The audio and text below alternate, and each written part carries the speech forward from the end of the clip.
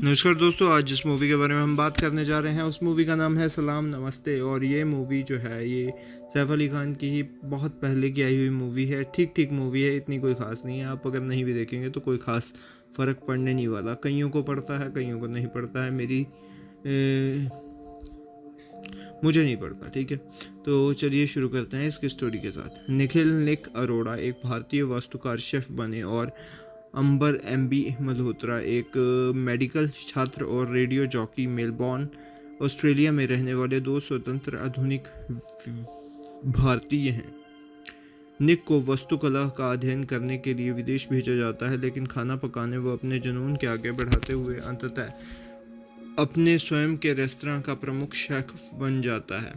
अंबर भारत में कई arrange marriage प्रस्तावों को अस्वीकार करने के बाद एक छात्र विनिमय कार्यक्रम के बाद अस्पताल में रहना चुनती है और अपने माता पिता द्वारा त्याग दिए जाने के बाद स्थानीय रेडियो स्टेशन सलाम नमस्ते में काम करना शुरू करके खुद को आर्थिक रूप से सहारा दे रही है।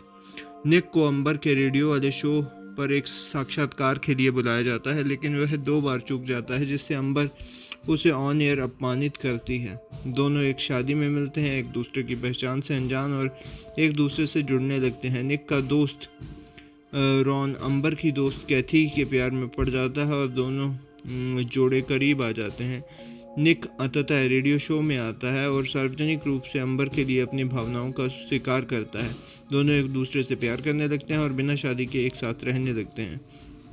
हालांकि वे शुरू में व्यक्तिगत सीमाओं में बंधे रहने की कोशिश करते हैं, लेकिन उनका रिश्ता शारीरिक हो जाता है। जब अंबर को पता चलता है कि वह गर्भवती है तो दंपति शुरू में गर्भावस्था को समाप्त करने की योजना बनाते हैं, लेकिन अपना वह मन बदल लेती है।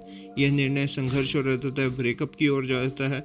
अगले कई महीनों में साथ रहने के दौरान दोनों के बीच में टकराव जारी रहता है, जिससे कई हास्यपूर्ण स्थितियां उत्पन्न होती हैं। एक बहस के दौरान अंबर को बच्चे की किक महसूस होती है, जिससे निक को एहसास होता है कि वह अभी भी उससे प्यार करता है। बाद में अंबर निक से थैलेसीमिया टेस्ट करवाने के लिए कहता है, क्योंकि वह एक वाहक है। क्लिनिक में उसे पता चलता है कि वह जुड़वा बच्चों की उम्मीद कर रही है। घर लौटते समय वह अपनी अनुपस्थिति के बारे में सोचता है, उनकी जिम्मेदारी लेने का संकल्प लेता है। वह सगाई की अंगूठी खरीदने जाता है, लेकिन अंबर को अपने दोस्त जिग्नेश के साथ अंगूठी पहनने की कोशिश करते देखता है और गलती से मान लेता है कि सगाई उससे होने वाली है। परेशान होकर निक बहुत ही ज़्यादा शराब पीता है और स्टेला नाम की एक महिला को घर ले आता है। अगली सुबह स्टेला बताती है कि निक ने रात भर अंबर के लिए रोते हुए बिताई है और इस बार अंबर स्टेला को जाते हुए देखता है और स्थिति को गलत तरीके से समझता है। निक को बाद में पता चलता है कि अंबर जिग्नेश को उसकी गर्लफ्रेंड की सगाई की अंगूठी खरीदने में मदद कर रहा था।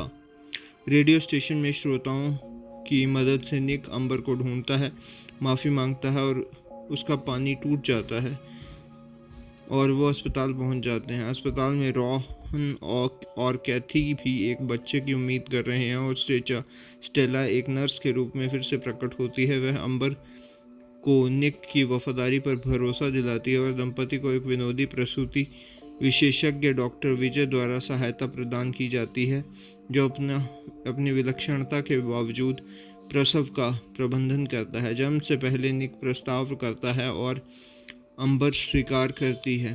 फिल्म का समापन दंपति द्वारा जुड़वा बच्चों का स्वागत करने के साथ होता है। तो दोस्तों, ये थी मूवी की स्टोरी। देखनी हो तो देख लो। ये था मेरा रिव्यू। मैं मिलता हूँ आपको किसी और मूवी के रिव्यू के साथ। तब तक के लिए बाय।